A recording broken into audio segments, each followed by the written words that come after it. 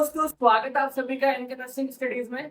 आज अपन बात करेंगे कोर्स ऑफ इन्फेक्शन के बारे में। इसका मतलब ये है कि जब आपकी बॉडी के अंदर कोई पैथोजन एंटर करता है, जब कोई फॉरेन पार्टिकल आपकी बॉडी के अंदर जाता है, उसके जाने के बाद में वो कौन कौन सी स्टेज के थ्रू आपकी डिजीज प्रोड्यूस करता है, अपनी डिजीज प्रोड्यूस करता है आपके शरीर के अंदर, उसकी जो स्टेजेस है उनके बारे में आज की इस क्लास में अपन बात करेंगे।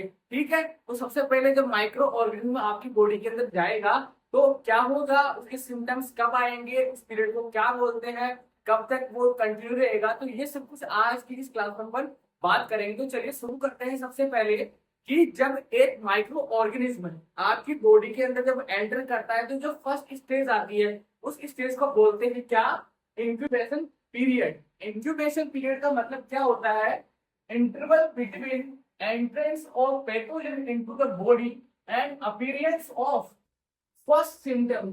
कि जब आपकी बॉडी के अंदर जब कोई भी माइक्रो ऑर्गेनिज्म जब वो एंटर करता है और उसके एंटर करने के बाद से लेके जब आपकी बॉडी के अंदर उस माइक्रो ऑर्गेनिज्म का या फिर वो जो भी डिजीज कॉज करेगा उसका जो फर्स्ट सिम्टम आएगा, तो ये जो टाइम इंटरवल है, इस टाइम इंटरवल को क्या बोलते हैं, इंक्यूबेशन पीरियड बोलते हैं। ये हर एक डिजीज के लिए अलग अलग हो सकता है। ठीक है, जैसे कि कोई माइक्रो ऑर्गेनिज्म है वो आपकी बॉडी के अंदर एंटर किया और एंटर करने के बाद में 102 दिन बाद में आपकी बॉडी के अंदर सिम्टम्स देखने को मिले, या फिर कुछ आवर्स के अंदर ही, कुछ घंटों बाद ही आपके शरीर के अंदर जो फर्स्ट सिम्टम था वो देखने को मिल सकता है। तो ये ऐसे वेरी कर सकता है हर एक माइक्रो ऑर्गेनिज्म के लिए। ठीक है, तो इसका मतलब क्या है, इंक्यूबेशन पीरियड किसको बोला अपन ने, कि जब एक पैथोजन आपके शरीर के अंदर एंटर करेगा और एंटर करने के बाद में वो जो डिजीज कॉज करता है उसका जो फर्स्ट सिम्टम आएगा उस पीरियड को क्या बोलते हैं, इंक्यूबेशन पीरियड बोलते हैं। एग्जाम्पल के रूप में अगर अपन देखिए, जो चिकन पॉक्स है उसका जो इंक्यूबेशन पीरियड होता है वो होता है कितना, 2 से 3 वीक, 2 to 3 वीक जो होगा वो चिकन पॉक्स का इंक्यूबेशन पीरियड होगा। इसका मतलब ये है कि जब ये माइक्रो ऑर्गेनिज्म आपकी बॉडी के अंदर एंटर करेगा तो इसका जो फर्स्ट सिम्टम आएगा वो 2 से 3 वीक के बाद में आपको देखने को मिलेगा। ऐसे ही अगर कॉमन कोल्ड होता है तो उसका जो इंक्यूबेशन पीरियड है वो कितना है, 1 to 2 days है। और ऐसे ही जो मम्स होती है उसका जो इंक्यूबेशन पीरियड है वो कितना होता है, 18 डेज का होता है। कि अगर मम्स का जो माइक्रो ऑर्गेनिज्म है वो आपके बॉडी के अंदर एंटर करने के बाद उसका जो फर्स्ट सिम्टम आएगा वो कितने दिन बाद आएगा, 18 दिन बाद में आएगा, 18 डेज आपको बाद में देखने को मिलेगा। तो ये जो पीरियड था एंटर करने के बाद से लेके और फर्स्ट सिम्टम के आने तक का, उस पीरियड को क्या बोलते हैं, इंक्यूबेशन पीरियड बोलते हैं। अब जो नेक्स्ट स्टेज है इसके अंदर क्या होगा, प्रोडर्मल स्टेज। प्रोडर्मल स्टेज को क्या बोलते हैं, interval from onset of non specific sign and symptoms to, जैसे मेलेस हो गया, लो ग्रेड फीवर हो गया या फटीग हो गया, to more specific sign and symptoms. इसका मतलब ये है कि जब वो फर्स्ट सिम्टम आया, ठीक है, जैसे कोई भी माइक्रो ऑर्गेनिज्म उस बॉडी के अंदर एंटर करा, किसी भी पर्सन की बॉडी के अंदर एंटर करा, तो कुछ ना कुछ लेस स्पेसिफिक साइन, जैसे कि फीवर होगा उसको, तो फीवर तो कभी भी हो सकता है, क्योंकि अपने बॉडी क्या करेगा, अपना बॉडी इम्यून सिस्टम एक्टिव करेगा तो उस माइक्रो ऑर्गेनिज्म के अगेंस्ट लड़ने की कोशिश करेगा। तो वो जब भी क्या करेगा तो कंपनसेट करेगा, तो फीवर तो होगा।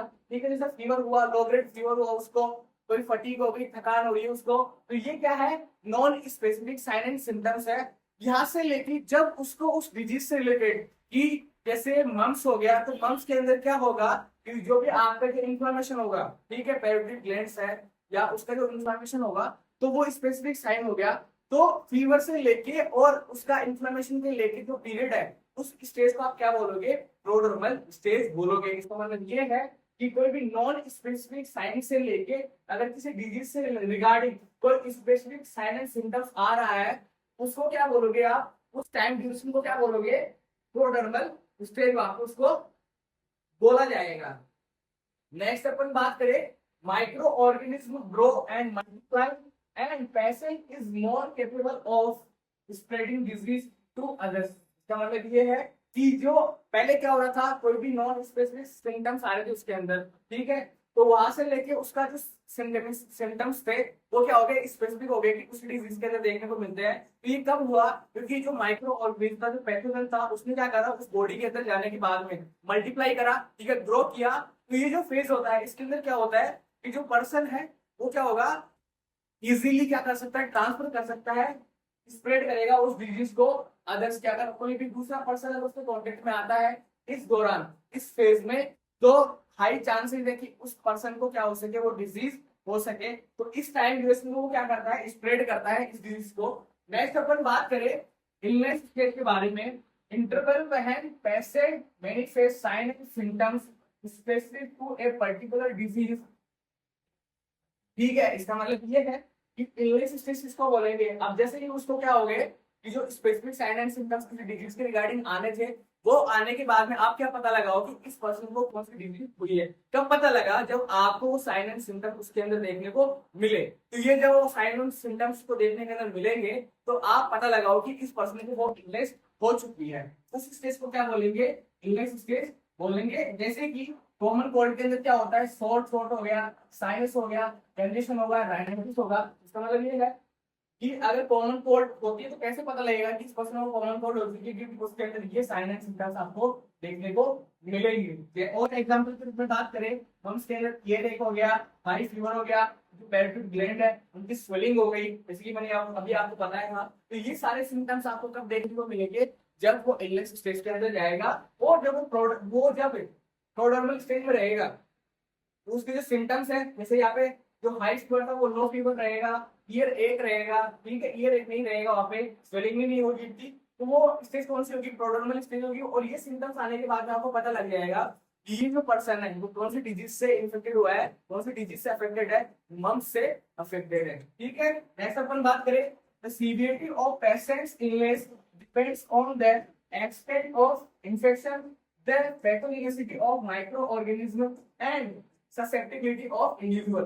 इसका मतलब, इस लाइन का मतलब ये है कि जो भी माइक्रो ऑर्गेनिज्म किसी पेशेंट के अंदर एंटर करता है, तो वो हर एक पर्सन को अलग अलग तरीके से अफेक्ट करता है, क्योंकि हर एक पर्सन की इम्यूनिटी अलग अलग होती है। तो ऐसे ही जो भी माइक्रो ऑर्गेनिज्म है वो कितनी सीवियरिटी से उस पर्सन के अंदर डिजीज कोज कर पाएगा, ठीक है, इतनी इंटेंस होगी वो डिजीज। हर एक पर्सन की बॉडी उस माइक्रो ऑर्गेनिज्म की रिगार्डिंग क्या करती है, अलग अलग तरीके से वर्क करती है, उसका इफेक्ट अलग अलग होता है। ठीक है, नेक्स्ट फाइनल स्टेज आती है, वो होती है कन्वर्सेंस की। इसके अंदर क्या होता है, interval when acute symptoms of infection disappears until the individual regain his normal health. मतलब ये है कि जो भी एक्यूट सिम्टम्स आए थे किसी भी पैथोजन के एंटर करने के बाद, जो आपको एक्यूट सिम्टम्स देखने को मिले थे, जो शॉर्ट ड्यूरेशन के लिए थे, वो सिम्टम्स जब डिसअपीयर होते हैं और उसकी हेल्थ क्या होती है, नॉर्मल होती है, तो उस पीरियड को क्या बोलते हैं, कन्वर्सेंस बोलते हैं। Length of recovery depends on severity of infection and patients general health status. तो ये जो रिकवरी, ये जो कन्वर्सेंस स्टेज है, इसका मतलब ये है कि पेशेंट क्या कर रहा है, अब रिकवर कर रहा है उस डिजीज से। तो ये हर एक पर्सन के लिए, हर एक इंडिविजुअल के लिए अलग अलग टाइम ड्यूरेशन हो सकता है। क्यों, क्योंकि किसी भी पेशेंट की जो भी इम्यूनिटी है वो अलग अलग तरीके से वर्क करती है।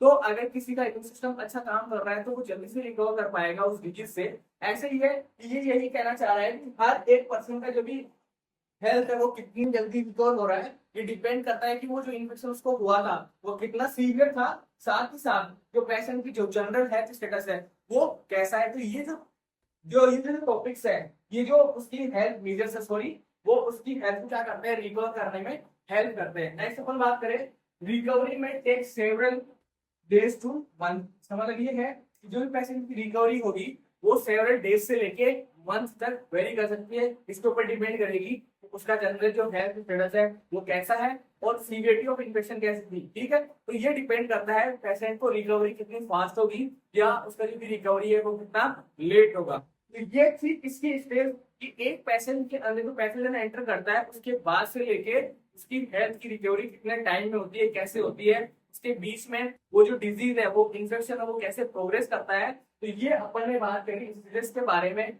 आई होप आप लोगों के टॉपिक समझ में आया होगा। मिलते हैं नेक्स्ट क्लास में नए टॉपिक के साथ। तब तक पढ़ते रहिए, वीडियोस को लाइक कीजिए, चैनल को सब्सक्राइब कीजिए। Thank you so much.